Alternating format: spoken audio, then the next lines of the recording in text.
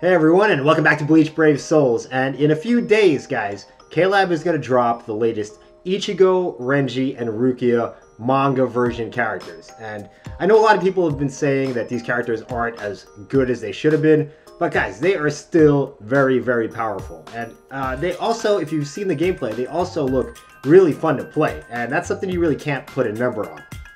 Anyway, so I know I've already done a lot of videos talking about these characters, but I want to do one more, and in this video we're going to talk about what would be the ideal character links and accessories to put on these new characters if you do manage to pull them.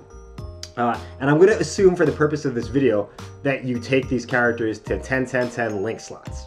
Also, we're only going to go over PvE builds because there's too many other variants in PvP to do a comprehensive video on. So with that out of the way, guys, let's get started.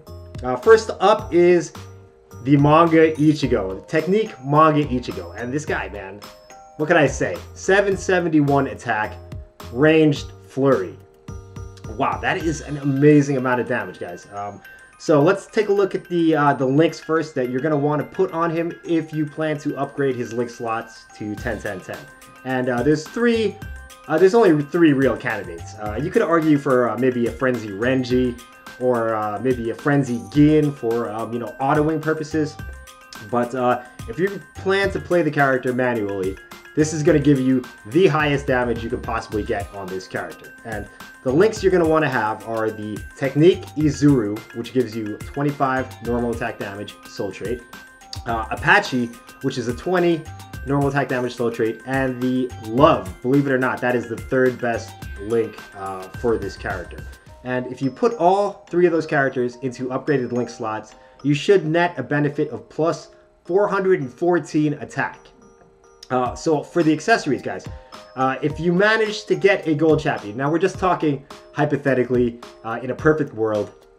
I know a lot of people won't have gold chappies or gold anything, but if you did, guys, you would put a 30 attack gold chappy on him, a 30 attack hollow bait, and I'm going to go with the 30 attack normal chappy. That will give you 176% increased attack, which is the highest amount of attack bonus you can get for technique at the moment.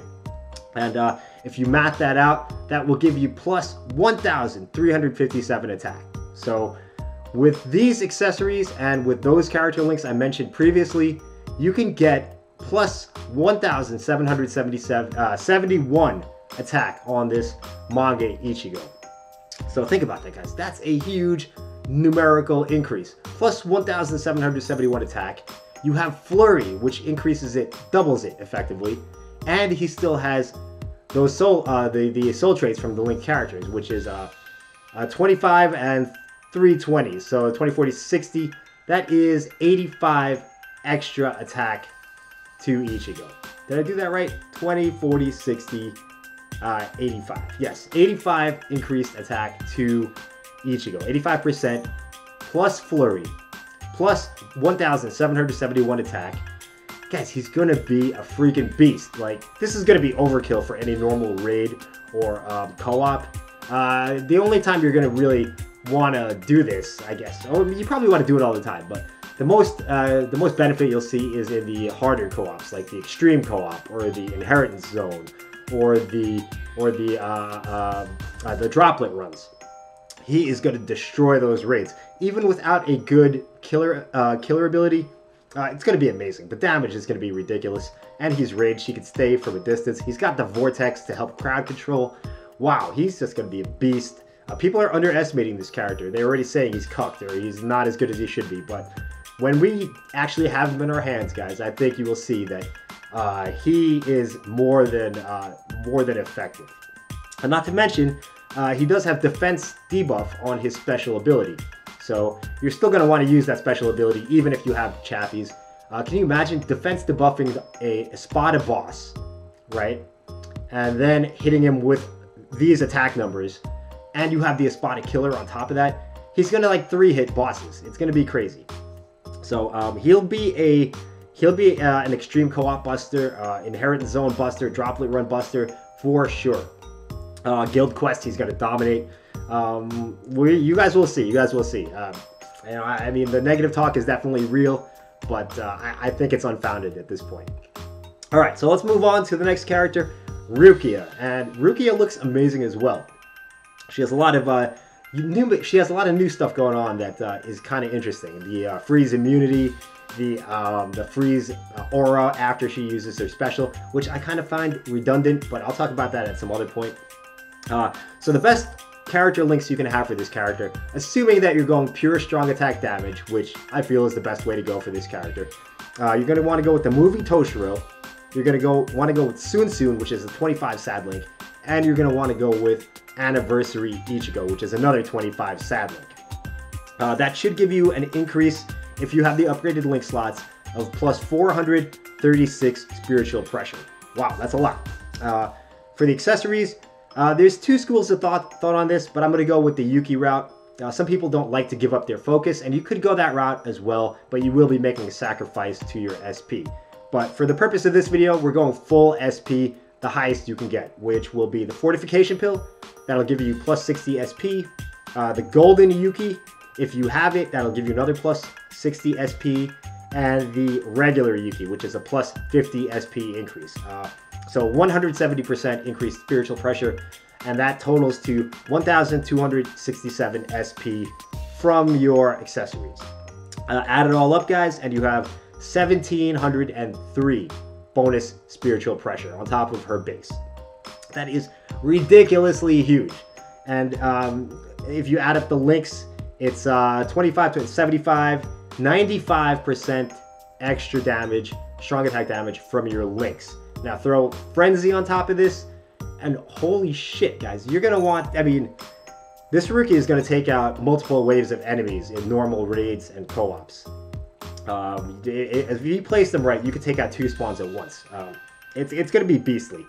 And her killer ability is also very good. It's Arankar, so any red Arankar raid or any extreme co-op with those types of enemies, Rukia is going to demolish them. And remember, she has freeze procs on everything, so anything that survives will probably get frozen. Just so much utility for this character. The only thing she is lacking is a full screen strong attack. None of her strong attacks are full screen, but they are very large range. So if I had to nitpick, that would be the only thing. Guys, the damage on this Rukia, strong attack damage, is going to be incredible. And I think that out of this batch of manga characters, she might be the only one that's actually going to be a possible meta PvP character. She doesn't have the super armor or anything like that, but she does have the freeze immunity, and she does have a really good special. So I could see her being used by some bomb teams. If you build a team focused around getting the soul bomb, maybe she'd be effective in that.